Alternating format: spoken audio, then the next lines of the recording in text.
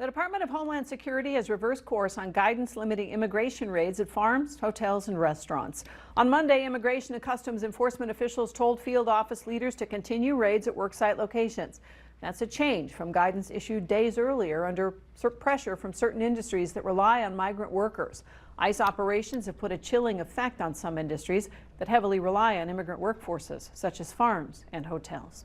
In other national headlines, we send it over to Alan Miller. Well, Monica, a Russian missile and drone bombardment of Ukraine overnight killed at least 15 people and injured 156, with the main barrage demolishing a 9-story Kyiv apartment building in the deadliest attack on the capital this year.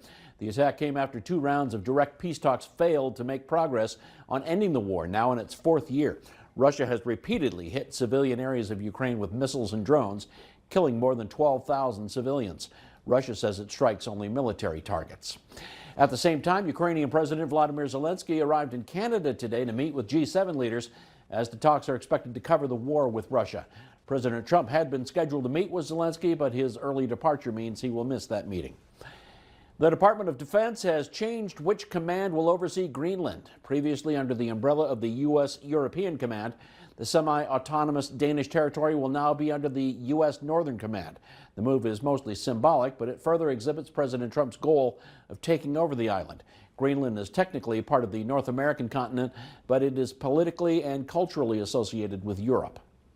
And one of the stories we're working on for First News at 6 will give you a glimpse of what mosquito season could look like this summer. Back to you, Monica.